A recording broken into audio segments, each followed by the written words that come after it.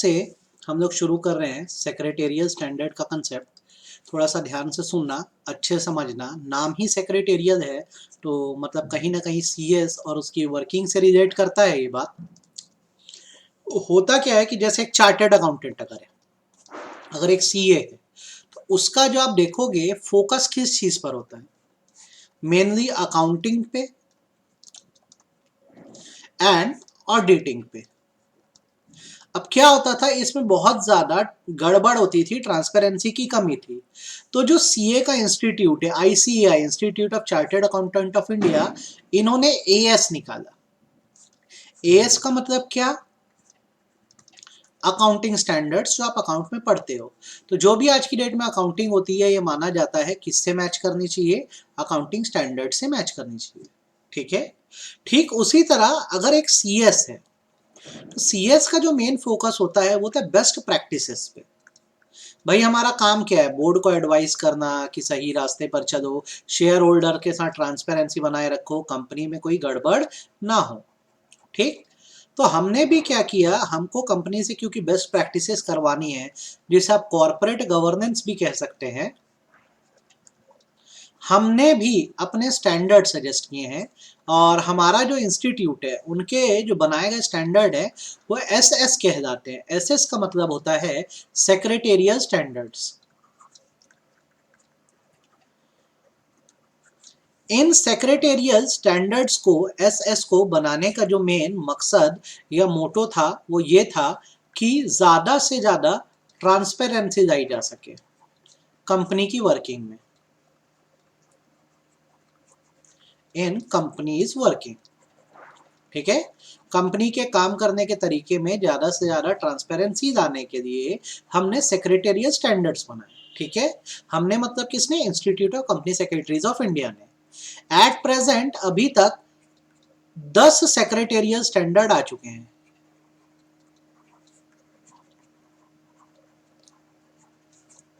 10 standard आ चुके हैं। उनमें से गवर्नमेंट ने अप्रूव कर दिया है सेक्रेटेरियल स्टैंडर्ड 1 को, जो बोर्ड मीटिंग को लेकर है कि बोर्ड मीटिंग किस तरह से होनी चाहिए, किस प्रकार से होनी चाहिए।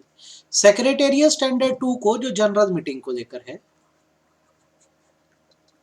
और सेक्रेटेरियल स्टैंडर्ड 3 को, जो डिविडेंड को लेकर है। तो जैसा कि मैंने बोला, हमारे इंस्टीट्यूट ने बेस्ट प्रैक्टिसेस के लिए सेक्रेटेरियल स्टैंडर्ड्स बनाए। ठीक है।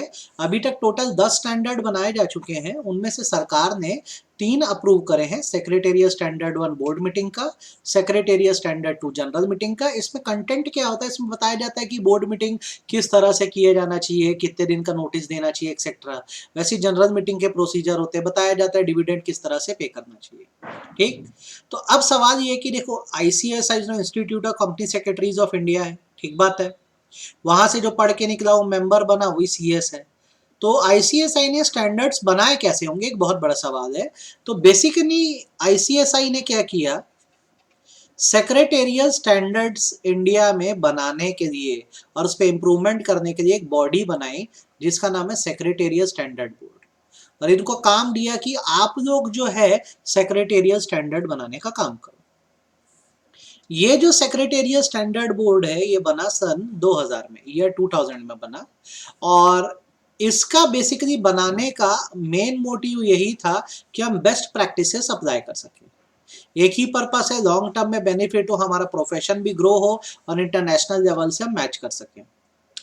ये जो बोर्ड है सेक्रेटेरियल स्टैंडर्ड बोर्ड, जिसको आईसीएसआई ने इसलिए बनाया ताकि वो सेक्रेटेरियल स्टैंडर्ड फॉर्मुलेट कर सके, उसका कॉन्स्टिट्यूशन कुछ ऐसा होता है बेसिकली कि हमारे इंस्टीट्यूट के रिप्रेजेंटेटिव्स के साथ साथ एफआईसीसीआई के भी रिप्रेजेंटेटिव हैं, मतलब federation of Indian chamber commerce and industry के, सीआईआई के भी रिप्रेजेंटेटिव्स इसमें, कन्फेडरेशन ऑफ इंडियन इंडस्ट्री के, एसोचैम के भी इसमें आपको एसोसिएट्स मिल जाएंगे, मेंबर्स मिल जाएंगे। ठीक है। Associated chamber of commerce and industry in India. उसके बाद PhD commerce, chamber of commerce के यहाँ पे रिप्रेजेंटेटिव हैं।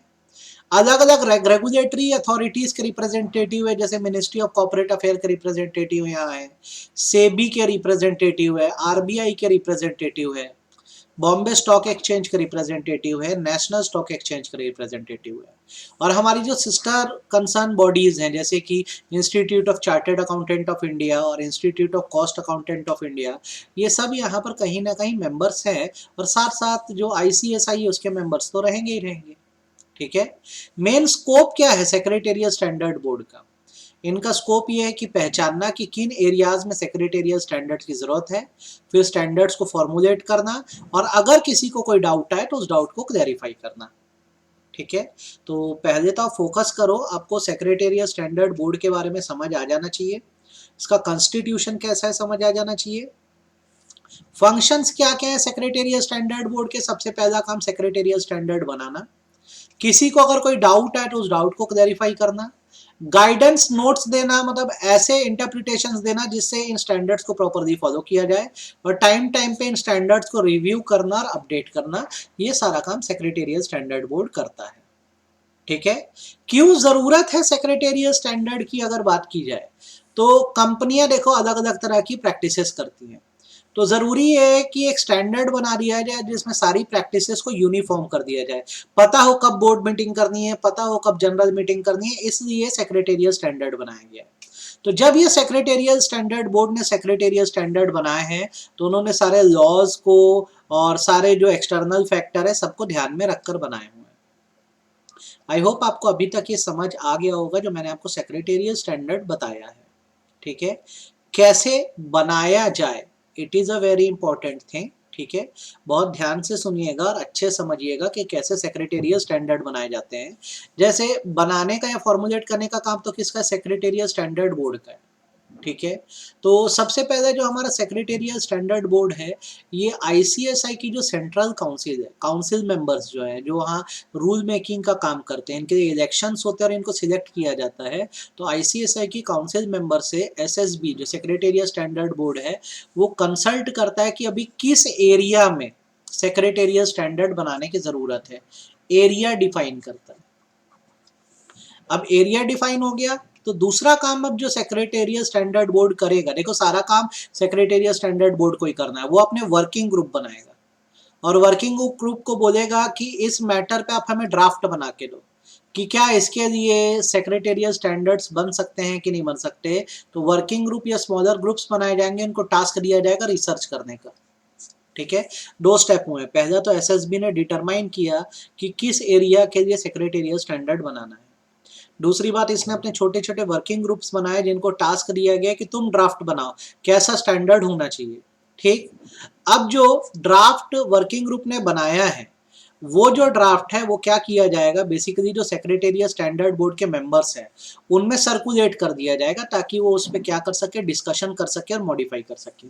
तो वर्किंग ग्रुप ने अपना काम खत्म किया और सेक्रेटेरियल स्टैंडर्ड बोर्ड को ड्राफ्ट भेज दिया, इस ड्राफ्ट पे बराबर डिस्कशन करे, जगह तो मॉडिफिकेशन करे।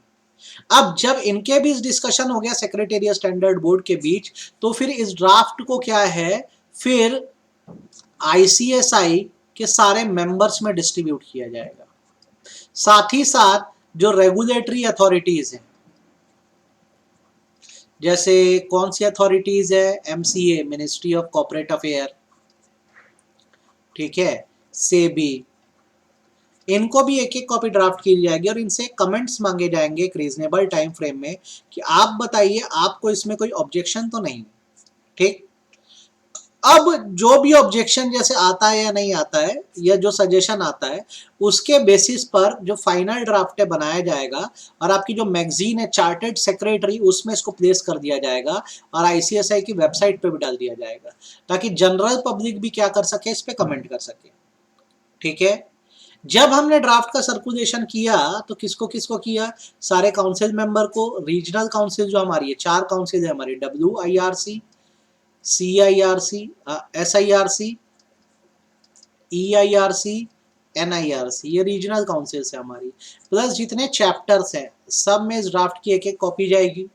जितनी प्रोफेशनल बॉडी है जैसे ICI, ICMI, इनको जाएगी, चेंबर ऑफ कॉमर्स को जाएगी, MCA जैसे रेगुलेटरी बॉडी को जाएगी, सारे मेंबर्स को अलग से मेल भी जाएगा इस चीज को लेकर। ठीक है। और सबसे यही पूछा जाएगा आप बताइए कोई ऑब्जेक्शन आप लोग को तो नहीं है। अब सबका जब कंसिडरेशन दे दिया जाएगा तो फिर फाइनल ड्राफ्ट को क्या फाइनलाइज कर दिया जाएगा। ठीक है। ड्राफ्ट जब फाइनलाइज हो जाएगा तो फिर जो हमारी काउंसिल है वो कंसिडर करेगी कि क्या इसे अब अप्रूव कराने गवर्नमेंट के पास भेजा जा सकता है कि नहीं। अगर यस हो जाता है तो सेक्रेटेरियल स्टैंडर्ड बन के तैयार है। ठीक। अब सेक्शन 118 जो है कंपनीज एक्ट का वो ये बोलता है कि जब सेक्रेटेरियल स्टैंडर्ड की बात आएगी तो SS1 अप्लाई हो चुका है, SS2 अप्लाई हो चुका है और SS3 को वॉलंटरी रखा गया है। कंपनी अप्लाई करना चाहे तो करे, नहीं करना है तो ना करे। तो ये पूरा सेक्रेटेरियल स्टैंडर्ड का आपको मैंने कंसेप्ट बता दिया। आई होप आपको कंसेप्ट समझ आ गया होगा और कंसेप्ट में डाउट नहीं गया होगा। ठीक है। अब यहाँ पे तो एक चैप्टर का पार्ट आपका खत्म हो गया आपका चैप्टर यहाँ पे। अब नीचे एक दूसरा हिस्सा आता है, एक क्वेश्चन है कि सपोज करो आप एक CS हो, आप जाना चाहते हो प्रैक्टिस में। प्रैक्टिस में जाने का मतलब होता है आप जॉब नहीं कर रहे हो, आप प्राइवेट प्रैक्टिस करोगे। तो क्वेश्चन ये आता है कि अगर आप सिंगल पर्सन हो और प्राइवेट प्रैक्टिस डालते हो तो उससे आपका डीमेरिट क्या है, नुकसान क्या है। और बेटा ये एग्जाम के पॉइंट ऑफ व्यू से बहुत ही ज़्यादा इंपॉर्टेंट क्वेश्चन है। लिमिटेशन माने डिसएडवांटेज के अगर आप प्रैक्टिस सुनते हो तो सीधी सी बात है पहले दिन से तो प्रैक्टिस चलेगी नहीं तो आपको लगातार पैसा नहीं आएगा। दूसरा ऑफिस डालने का खर्चा होगा, कैपिटल इन्वेस्टमेंट। कोई वर्किंग आवर की लिमिट नहीं है, क्लाइंट तो रात को 2 बजे भी कॉल कर सकता है। जब काम करोगे तभी पैसा आएगा, नो वर्क नो पे। अगर काम नहीं करोगे तो पैसा नहीं आएगा। आपको रेगुलरली अपने आप को अपडेट करना पड़ेगा। आपसे कोई गलती हो गई तो आपको प्रोटेक्ट करने वाला कोई नहीं है, आपको डायरेक्ट पनिशमेंट मिलेगी। आपको अपना खुद का इंफ्रास्ट्रक्चर बनाना पड़ेगा, खुद का ऑफिस, PC, कंप्यूटर ये सब डालना पड़ेगा, स्टाफ रखने पड़ेंगे। आप ऐड नहीं कर सकते, डायरेक्टली क्लाइंट को बुला नहीं सकते, अट्रैक्ट नहीं कर सकते। आपके लिए कोई रिटायरमेंट बेनिफिट या पेंशन फंड, प्रोविडेंट फंड नहीं है। ठीक। पहले दिन प्रैक्टिस डालो, इतने रईस नहीं हो गए कि एयर ट्रैवल कर दोगे। ये पॉइंट थोड़ा सा वेग है, दिया है तो पढ़ देते हैं। एयर ट्रैवल नहीं कर सकते, ट्रेन ट्रैवल नहीं कर पाओगे, उतना पैसा भी रहेगा नहीं। कोई छुट्टी वुट्टी पेड लीव का कंसेप्ट नहीं है। शॉप खुलेगी, ऑफिस खुलेगा तो पैसा आएगा, अदरवाइज नहीं आएगा। आपका जो पर्सनल लाइफ है उसमें कहीं ना कहीं आप देखोगे तो हार्म होगा, क्योंकि आप बहुत ज़्यादा काम में बिजी हो जाओगे। तो ये नुकसान है प्रैक्टिस करने के। ये क्वेश्चन 7 नंबर का आता है तो उसको अपने को अच्छे से पढ़ना है। नेक्स्ट, ये आपको मैं क्वेश्चन दे रहा हूँ, ये आपका होमवर्क है, आप पढ़ना।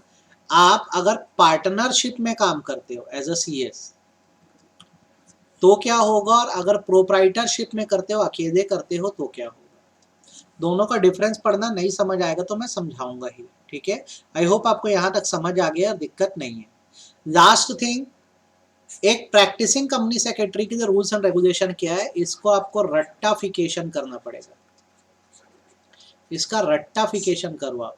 कौन कौन से रूल अप्लाई होते हैं एज अ CS आप पर, तो आप पर क्या क्या अप्लाई होता है। कंपनी सेक्रेटरी रेगुलेशन 1982 अप्लाई होता है।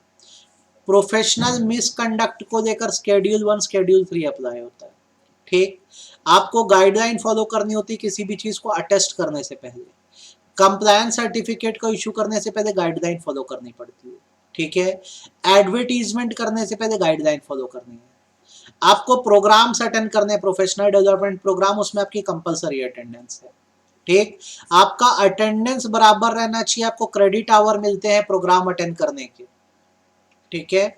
आपको प्रोफेशनल ड्रेस बराबर पहनना है। और लास्टली, अगर आप अपनी फर्म को LLP बनाना चाहते हो तो उसकी भी गाइडलाइन है। तो मैंने जितनी गाइडलाइन टेक करी आप ये पढ़ दो, आपका एक ये बड़ा कंसेप्ट और चैप्टर खत्म हो गया। आप इसको करो।